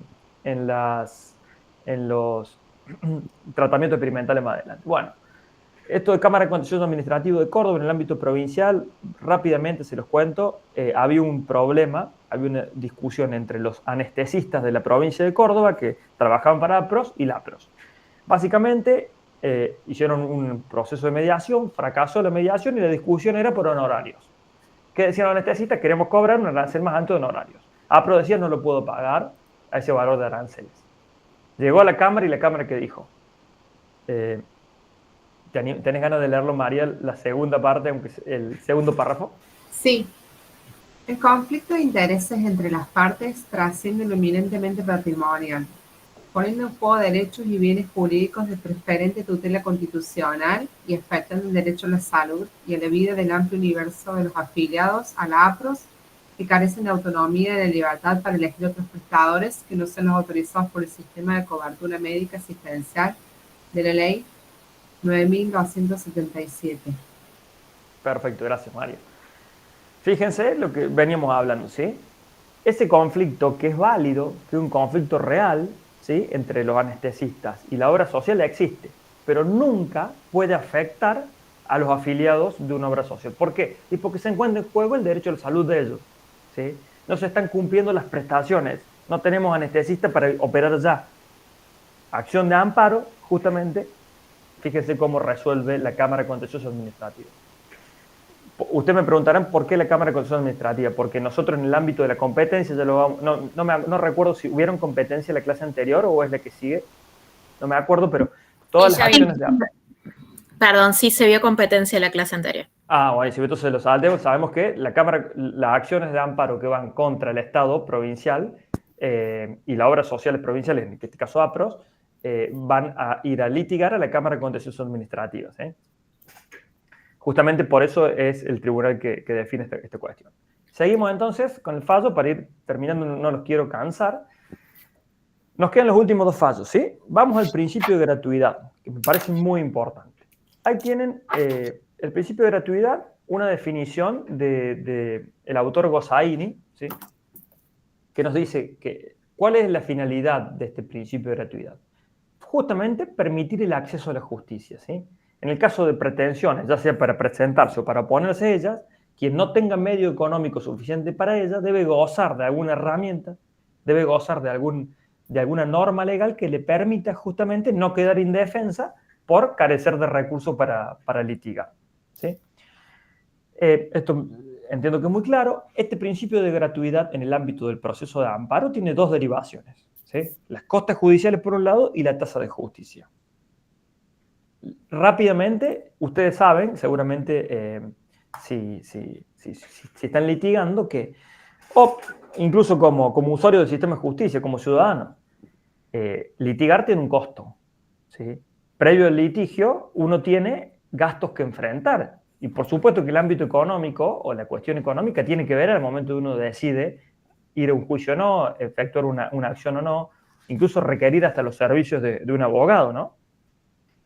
¿Qué pasa? En el orden de la acción de amparo de salud, estamos frente a un derecho de salud. Entonces, quizá en la parte privada, en la locación, en un contrato particular, y bueno, si no tenés dinero, lo vas a tener que conseguir, ¿sí? Cuando hablamos del derecho público, ¿sí? Ya la cuestión cambia, porque ya hay obligaciones del Estado justamente de fundamentar ciertos derechos. Por ejemplo, en el ámbito penal tenemos los asesores letrados. Si yo no tengo dinero como imputado, a mí me meten preso por un delito. Si no tengo como dinero, hay una obligación del Estado de proveerme un asesor letrado. ¿Por qué? Porque no puede haber un imputado sin defensa, ¿sí? En el ámbito privado también, en el ámbito del derecho privado lo tenemos aún para depósito para acceder por recurso a la Corte. Bueno, sí, eso ya lo van a ver también cuando toquemos esa vía procesal específica, ¿sí? Pero lo que yo quiero que vean, acá vamos a ver un fallo en este ámbito de la tasa de justicia, un fallo del beneficio de litigar sin gasto que es interesante, ¿sí? Vamos entonces a la tasa de justicia. Ustedes saben que frente a cualquier litigio, ustedes tienen 3 gastos. Tasa, caja y colegio, ¿sí? Seguramente lo que litigan lo saben. Tasa de justicia, caja de abogado y colegio de abogado. Esos son generalmente los 3 gastos principales que se enfrenta uno al momento de presentar una demanda. ¿Qué pasa con la tasa de justicia en el ámbito de la acción de amparo? ¿Sí? Y acá tenemos una diferencia entre el ámbito federal y el ámbito provincial. ¿Por qué? Porque en el ámbito federal, fíjense, la ley 23.898, tasas a las que estarán sujetas todas las acciones judiciales, y dice, estarán exentas del pago de la tasa las siguientes personas y actuaciones, los recursos de habeas corpus y la acción de amparo cuando fueren denegados. Cuando fueren denegados, dice la ley federal. ¿Qué significa? Que si yo presento un amparo en el foro federal y es acogido, perfecto, no tengo tasa. Pero conforme a la norma, si me deniegan el amparo, ¿qué pasa? Debo pagar la tasa de justicia. O por lo menos es una interpretación que se puede hacer de esa norma, ¿sí? Entonces, fíjense como dice la filmina al lado. La normativa no exime al amparista de la obligación de integrar la tasa, sino que solo difiere su pago por el supuesto que no sea rechazado. Piensen ustedes o piensen este mayor de edad de 74 años, que a lo mejor con nulo poder económico tiene este problema y dice, che, tengo la tasa de justicia, está bien, yo voy contra obra social, pero si me deniegan el amparo por lo que sea, ¿entienden cómo la cuestión económica se constituye en un obstáculo? O sea, esta persona puede llegar a no presentar el amparo justamente por no tener dinero después para enfrentar la tasa de justicia. Bueno, en el orden provincial es distinto porque el Código Tributario Provincial directamente la exime. Fíjense que dice, están exentas de la tasa de justicia la acción de amparo, habeas corpus y habeas data, ¿sí? La diferencia específica fundamentalmente es esa. En el derecho comparado vemos que el principio general a tener en cuenta es justamente esto, que no haya tasa de justicia, justamente ¿para qué? Para evitar la denegación de justicia. Pastores Juan Carlos contra el PAMI. Esta es una persona de 78 años, jubilado, que su único ingreso era el haber previsional del ANSES, ¿sí? Solicitó un beneficio de litigarse el gasto en el marco de una acción de amparo contra el PAMI por una prótesis de cadera. Pastore necesitaba una prótesis de cadera, era un jubilado, no podía caminar, se encontraba con andador, no tenía ni dinero suficiente para un letrado particular, entonces fue a pedir un beneficio de litigar sin gasto, ¿sí? ¿Qué pasó en este caso, digamos? En primera instancia, se lo rechazaron, ¿sí? En primera instancia se lo rechazaron. Sin embargo, si bien Pastore no entraba dentro de los cánones para solicitar un beneficio de litigar sin gasto, porque ni siquiera lo podía probar, ¿sí? Ofreció prueba de su nivel económico, ¿sí? Ofreció prueba para acreditar el extremo. ¿Y cuál fue la prueba que agregó? Para que ustedes tengan en cuenta, a ver, en el caso de mañana estén frente a un caso de este tipo, una persona sin recursos, necesiten probar. ¿Qué deberían probar para lograr justamente que en base al principio de gratuidad le den un beneficio de litigar sin gasto y justamente se los exima de la tasa? Bueno, ¿cómo probó su nivel económico el señor Pastore? Comprobante de su haber jubilatorio, declaraciones testimoniales de testigos que manifestaban esto, que él vivía una persona mayor, vivía con su hermana, no tenía cómo enfrentar los gastos, solicitó prueba informativa a la Dirección General de Rentas para que Rentas informe justamente que no tenía propiedades a su nombre, ¿sí? Solicitó un informe a la Administración Federal de Impuestos para que muestre los impuestos que él pagaba, ¿sí? Para que no tenía impuestos, obviamente no pagaba impuestos a las ganancias, no pagaba ningún tipo de impuesto porque... Y presentó una encuesta socioambiental que estaba hecha por un profesional, una licenciada en trabajo social, para que justamente demuestre que al analizar este trabajador social, analizó su ámbito, o sea, su ámbito de vida, y demostró que no se encontraba con recursos económicos. Entonces, fíjense cómo terminó el juzgado. Se advierte la existencia de pruebas suficientes que demuestren la falta de recursos económicos para afrontar los gastos mínimos que lleva un proceso judicial. Entonces, lo exoneró de los costos del litigio, pues de lo contrario importaría un riesgo serio de privación de justicia y acceso a la salud. Otra vez con lo que empezamos, ¿sí? La privación de justicia y el acceso a la salud deben ser garantizados por el Estado. Entonces, de ninguna manera podemos privar acceder a la salud a pastores por el simple hecho de carecer de recursos económicos, ¿sí? No sé si hay alguna pregunta de esto, si no vamos con el último... no, nos queda costas judiciales, ya vamos con el principio favor proceso. Veíamos entonces que con relación al principio de gratuidad había dos derivaciones. La tasa de justicia, que vimos un fallo justamente cómo le otorgaron el beneficio de litigar sin gasto y vimos cómo se probó. ¿Qué pasa con las costas judiciales? ¿Alguien sabe qué son las costas? O sea, anima a decir con sus palabras qué son las costas judiciales. Son todos los gastos que pueda acarrear un proceso. Exactamente, María, tal cual. Bueno, ahí tenemos una definición, digamos, de Gossaini, que dice, las costas son todos los gastos causados u ocasionados por la sustanciación del proceso y aún los que se hubiesen realizado para evitar el pleito o para implementar un fracaso cuando haya fracaso en la negociación. Digamos. Son todos los gastos que yo tengo en cuenta para evitar el litigio. Realizado en el litigio y para evitarlos, ¿eh? Ahora bien, las costas de juicio, ¿sí? Las costas de juicio, ¿cuál tienen una regla general, digamos? ¿Quién paga las costas? El que pierde, ¿sí? En nuestro sistema de derecho, la regla general es que es el principio objetivo de la derrota. ¿Qué significa? Quien pierde juicio lo paga, ¿sí? Nosotros como abogados lo sabemos. Pierde juicio, lo paga. Esa es la regla general. Ahora, ¿cuál es el fundamento de este principio? Bueno, fundamentalmente, la garantía que constituye para el justiciable que va a poder recuperar los gastos y las erogaciones económicas efectuadas en relación al proceso judicial, ¿sí? ¿Qué compone las costas? Bueno, podríamos hablar muchísimo de esto, tenemos una clase específica de esto, pero básicamente todas las medidas de prueba, todos los peritos, por supuesto los honorarios del abogado, todo ese cúmulo de gastos que uno tiene al iniciar un juicio están dentro de las costas de juicio, ¿sí? De las costas judiciales. Ahora bien, ¿qué relación tiene con el principio de gratuidad? Bueno, tanto en el orden federal, ¿sí? Tanto en el orden federal como en el orden de la justicia ordinaria, digamos, las dos normas nos dicen, no habrá condena en costas, ¿sí? No habrá condena en costas si antes del plazo fijado para la contestación del informe del artículo 8 cesar el acto u omisión en que se fundó el amparo. ¿Qué significa esto? ¿Sí? Significa que si yo presento una acción de amparo, o sea, ante la demanda de amparo, el paso procesal siguiente va a ser el informe del artículo 8, que ya lo van a ver en una clase específica, pero básicamente tiene naturaleza de contestación de demanda. Vamos a justicia, le pedimos una prestación, la obra social se presenta. ¿Qué va a hacer? Contestar el informe del artículo 8. ¿Sí? Víanlo ustedes como una contestación de demanda. Si dentro de ese plazo que tiene prevista la demanda, la obra social, la empresa de medicina prepaga, cesa con el acto u omisión lesiva, bueno, las costas van a ser por el orden causado. ¿Qué es el orden causado? Cada uno los gastos que trajo aparejado. Vos tu perito, yo mi perito, vos te prueba, vos tu prueba, ¿sí? Ese, digamos, es en el marco del principio de gratuidad, la regla general o el principio que figura en nuestro sistema. La excepción es las costas por el orden causado, la excepción cada uno lo suyo. La regla, el que pierde, paga. Ahora bien, en el análisis de la jurisprudencial, ¿sí? Existen muchos motivos que los jueces tienen en cuenta por esta acción de amparo para hacer ceder la regla, ¿sí? Entonces, por la especificidad que tiene la acción de amparo, nosotros vemos que el principio objetivo de la derrota tiene varias causales para ceder. Es decir, que las costas sean cada uno la suya, digamos, para que la entiendan. Las costas por el orden causado. ¿Cuáles son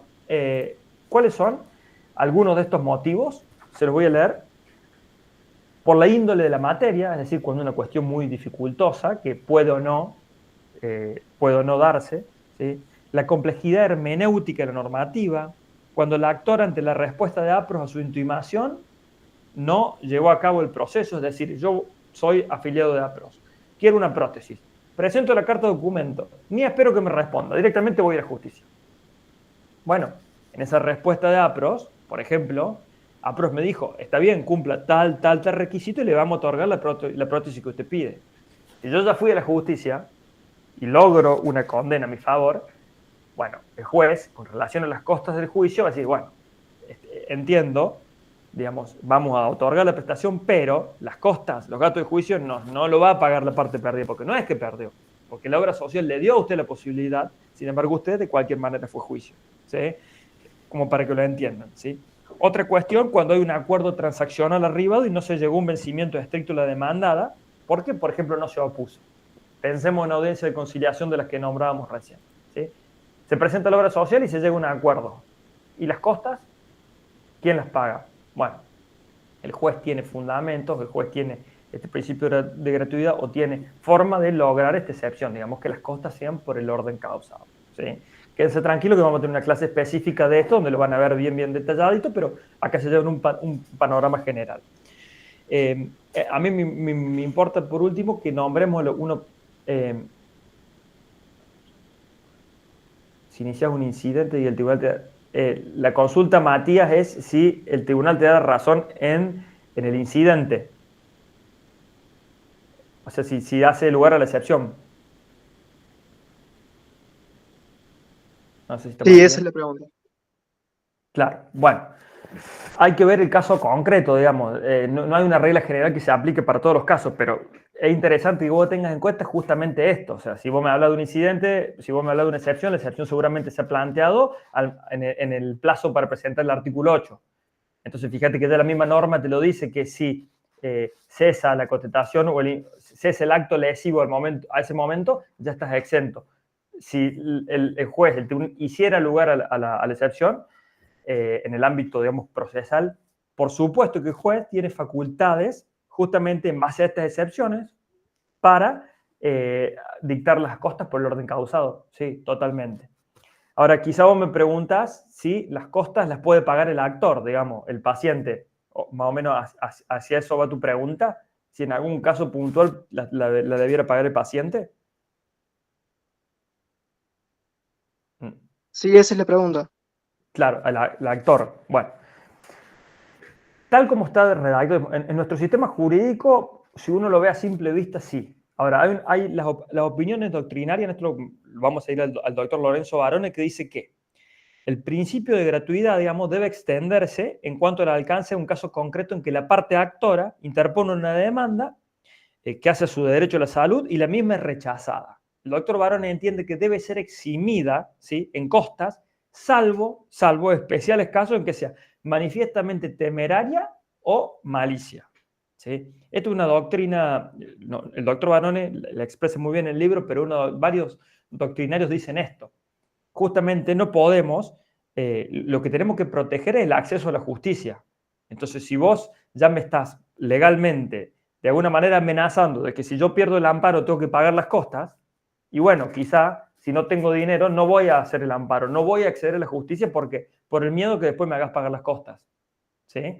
No sé si me entendés, Matías, pero justamente existe una tendencia doctrinaria y hay algunas legislaciones procesales comparadas que toman el principio de gratuidad expresamente. Dicen, el actor no va a pagar costas, salvo temeridad o malicia, es decir, que se lo hagas a propósito para sacarle dinero a la obra social, ¿me entendés? Que sea una cuestión temeraria, con malicia, con dolo, justamente de que sea netamente económico, ¿sí? Esto es lo que se ve, digamos, en las legislaciones comparadas en el mundo y a lo que tiende el principio, la acción de amparo de salud. Justamente que el principio de gratuidad permite eximir de costa al actor, que no sea la parte económica un obstáculo para que vos vayas a la justicia, ¿sí? Comprendo, gracias. No, gracias a vos. Y bueno, vamos por último, ya terminando, el último principio, el principio favor processum, para no hacerlos demorar más tiempo y no hacerles perder tiempo. Pero bueno, ya vamos a haber visto, llegamos bien con el tiempo a ver los principios. ¿Qué es el principio favor processum? Doctor Barone lo define simplemente, Gossaini también le da un poquito más de contenido, pero conferir al amparista la posibilidad de que pueda subsanar errores o deficiencias en su demanda en un plazo breve y bajo pena de inadmisibilidad. ¿Qué dice Gossaini? Nos da esta cuestión de la indubio pro actione, ¿sí? Que es el deber de colaboración de la Constitución pide los jueces. ¿Qué significa básicamente? Que ante un defecto en la demanda, ¿sí? Ustedes son abogados, presentaron rápido, llegó el cliente, llegó muy mal, ustedes tienen con un montón de trabajo, entonces en su estudio redactan la demanda rápido y se olvidan de un requisito. Se olvidan del DNI del cliente. Se olvidan de... en el objeto no aclaran específicamente lo que piden. Prótesis, y se olvidan de poner qué prótesis estaban pidiendo. Todo este tipo de errores o errores de alguna manera formales, ¿sí? Bueno, ¿qué pasaría en el ámbito civil? Rechácese, ¿sí? Te rechazarían la demanda directamente.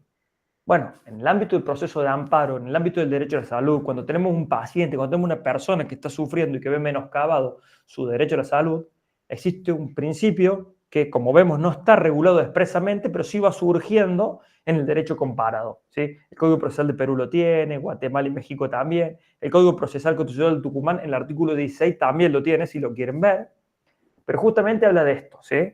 La posibilidad de existencia de un rechazo in limine por falla o defecto en la demanda desaparece, ¿sí? Y para sortear que me rechacen in limine el amparo, que la persona pierda tiempo, que no hagamos un proceso efectivo, que no tengamos un proceso rápido, bueno, sortear el obstáculo formal, que no sea una traba o una dilación para lograr, digamos, que la demanda entre, digamos, para que usted lo entienda, ¿sí? Es decir, en definitiva, ante duda o incertidumbre respecto a admitir o no admitir el amparo, debe estarse siempre a lo que sea más favorable a la continuación del proceso, ¿sí? Ese sería el concepto. Ante duda o incertidumbre, ¿sí? Respecto a la interpretación sobre la admisibilidad o no del amparo, siempre a lo que sea más favorable a la continuación del proceso. ¿Por qué? Justamente por este mismo fundamento que hablamos durante todo el cursado. Y terminamos, ¿sí? Con un fallo judicial que recepta este principio. Es un fallo judicial en que una afiliada que se estaba por jubilar, entonces le pidió por carta documento a la obra social, bueno, justifíqueme que cuando yo me jubile no me va a echar de la obra social. Justifíqueme que yo, o sea, asegúreme de que yo, como voy a seguir siendo afiliado tuyo porque voy a estar jubilado. No quiero solo PAMI, quiero PAMI y esta obra social. ¿Sí? Como ustedes saben, el PAMI y la obra social que poseen los jubilados. ¿Qué pasa al respecto? Solicita que se mantenga la afiliación una vez obtenido el beneficio. En primera instancia, ¿qué dijo el juez? Rechazo in limine el amparo. No. ¿Por qué me hacen un amparo por una afiliación futura si no hubo negativa expresa de la obra social? Eso dijo el juez en primera instancia. No hubo negativa. La obra social todavía no te rechazó. Entonces, vos tenés que esperar a jubilarte. Una vez que te jubiles, pedirle a la obra social. Y recién cuando la obra social te diga que no, podés venir a la justicia. Obviamente, la Cámara de Apelaciones Civil y Comercial, en lo civil y comercial número 3, que dijo no.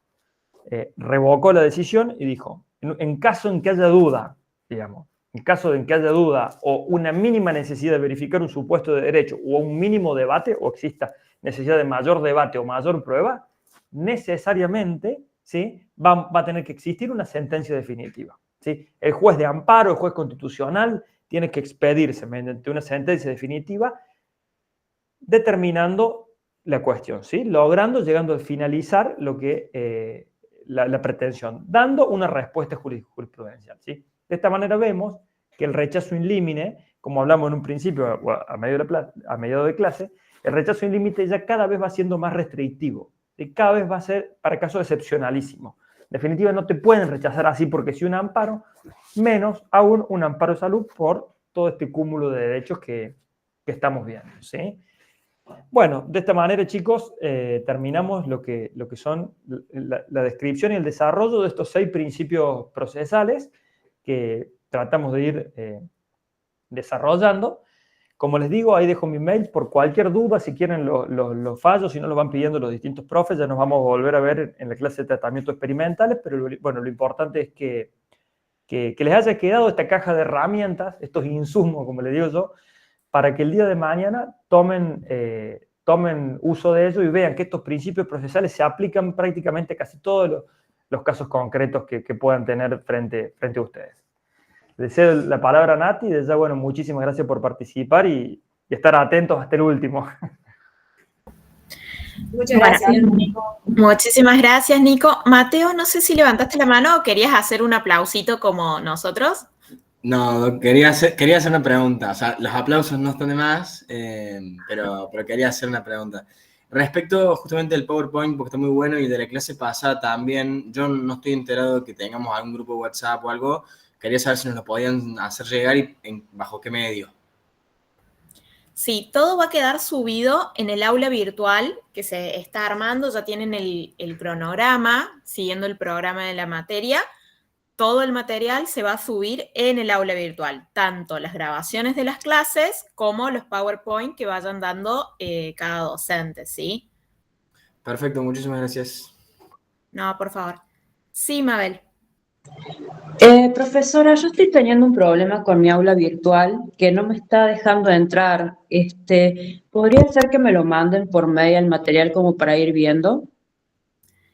Creo que todavía no está subido, pero en el momento en el que lo subamos sí podemos ver de reenviarlo.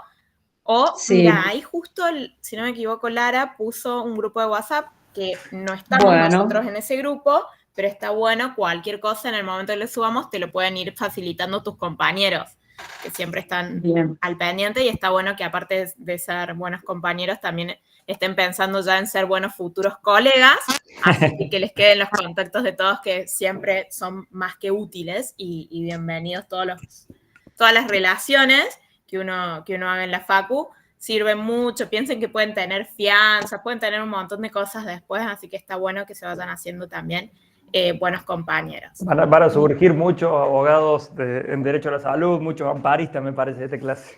Sí, cuando son, no tanto en el proceso de salud, pero cuando son causas medias grandecitas, está bueno tener muchos colegas que presten fianza, así que está muy bueno también. O por las distintas ramas, tengo una causa, ¿quién me puede tirar una línea sobre esto? Así que está bueno también. No sé si hay otra duda, Mabel.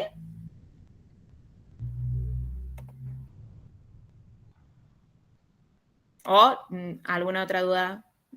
No, yo estoy bien, profesor, nomás quería saber. Muchas gracias.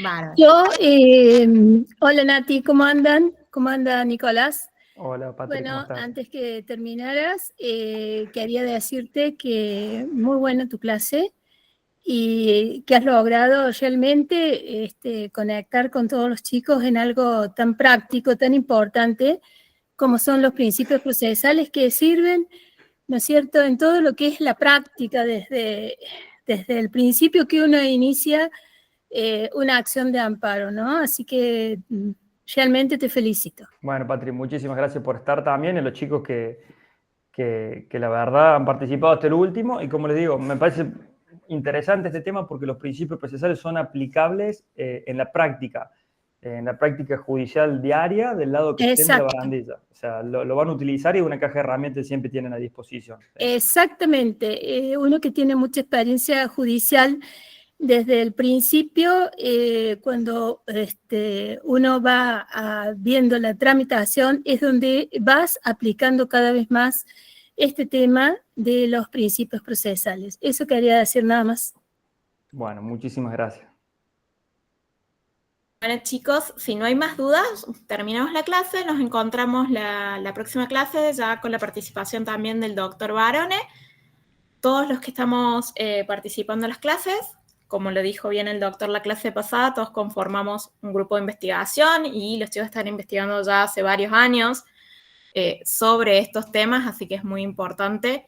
Y las clases son el material por excelencia que se va a evaluar en los parciales, así que es importante que vayan prestando atención y vayan sacándose todas las dudas que tengan. Nos encontramos, perdón, no el próximo jueves porque Jueves Santo, nadie me dijo, malvados. El próximo jueves no, el otro, que pasen unas muy felices Pascuas. Igualmente. Muchas gracias, Nati. Gracias, Igualmente, muchas gracias, profe. Gracias, profe.